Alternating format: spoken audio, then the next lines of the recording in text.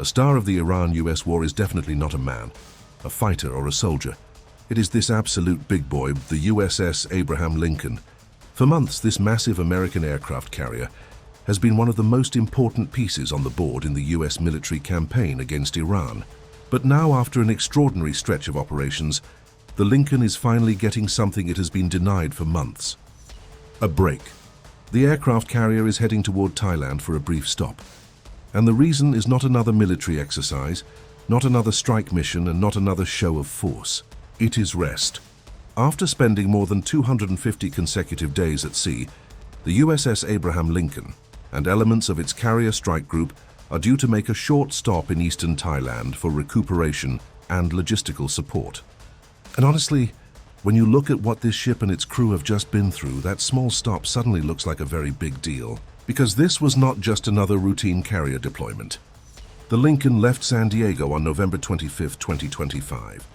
It eventually found itself operating in the Middle East as the US conflict with Iran intensified.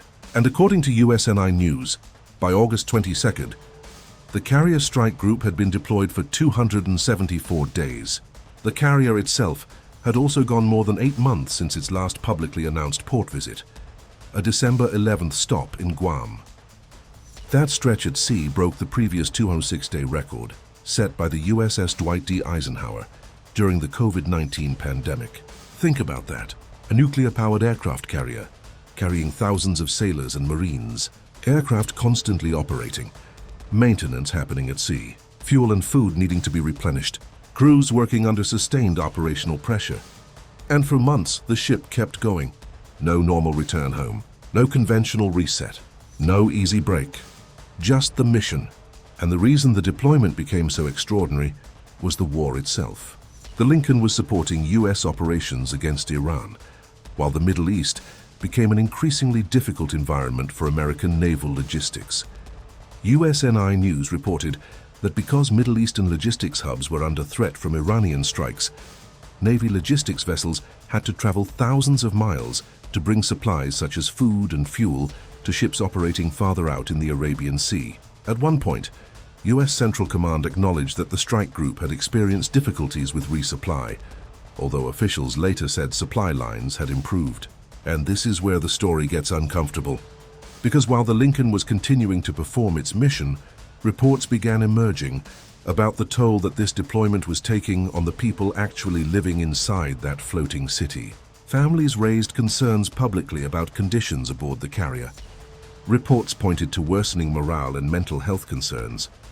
There were also reports of shortages involving basic supplies, including food and hygiene products. Those claims have been disputed by senior US defense officials, including Defense Secretary Pete Hegseth, who pushed back against reports portraying the ship's conditions as severely deteriorated.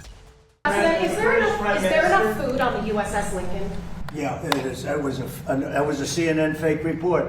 The Lincoln has been out there for a period of time, good period of time, but over the years we've had them out there much longer. I was at a group meeting and an admiral came up to see me over the weekend, and it was at a big group, and he happened to be an admiral retired. He said, "I've been on ships that are out there much longer than that, sir, and I know people on the Lincoln, they say it's beautifully maintained and beautifully taken care of." So there is clearly a dispute over just how bad things became on board. But there is one fact nobody can really argue with. The deployment was extraordinarily long, and now the Lincoln is finally getting a port call. Not back home in California. Not yet. Thailand. The Royal Thai Navy says 3 ships from a US Navy carrier strike group are scheduled to make a short stop in eastern Thailand for recuperation. And importantly, Thailand says there will be no military exercises during the visit. The exact ship's port and arrival date have not been publicly disclosed because of security concerns. But Thai officials have confirmed that the Lincoln will make a brief visit for rest and recovery. And that tells you something about the moment. The ship has left the Middle East. The USS George Washington has arrived to help maintain America's carrier presence in the region. The Lincoln, meanwhile, is moving through the Indian Ocean and into the US 7th Fleet area. In other words, the baton is being passed. One American carrier is coming in. Another is finally heading out. But don't mistake leaving the Middle East for going home. That is the other remarkable part of this story. The Lincoln still has a long journey ahead. USNI News reported that based on previous Pacific transits, getting from the Middle East region back to California could take a month or more, and that means the deployment could ultimately stretch toward 300 days. That would put the Lincoln among the longest American carrier deployments in decades. The record belongs to the USS Gerald R. Ford, whose deployment lasted 326 days before returning in May. And that is the bigger picture here. American aircraft carriers have increasingly been asked to stay deployed for extraordinary lengths of time since the October 7, 2023 Hamas attack and the conflicts that followed. The Ford went 326 days. The Lincoln could approach 300, and the Lincoln's own uninterrupted stretch at sea has already shattered the previous modern record. So when this enormous carrier finally pulls into Thailand, it isn't simply another dot on a naval map. It is a pause, a rare pause after months of war operations, a pause for thousands of people who have spent most of a year away from home. And perhaps the most striking image is this.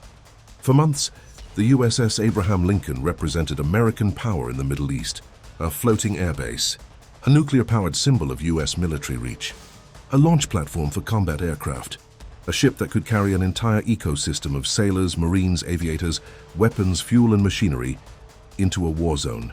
Now that same giant is heading to Thailand for something far less dramatic: rest, recovery, resupply, and probably a little breathing room, because the Lincoln may be a machine built for war. But the nearly 5,000 people aboard it are not machines. They have been at sea for months. They have operated through a major conflict. They have endured extraordinary operational demands, and even after leaving the Middle East, they are still not home. So Thailand is not the end of the Lincoln's journey. It is something much more basic. A chance to stop, a chance to repair, a chance to rest, before this giant finally turns east again, crosses the Pacific and heads back towards San Diego. After 7 grueling months in the Middle East and more than 250 consecutive days at sea, the USS Abraham Lincoln is finally getting a breather. And given what this ship has been through, this may be one of the most important port calls of its entire deployment.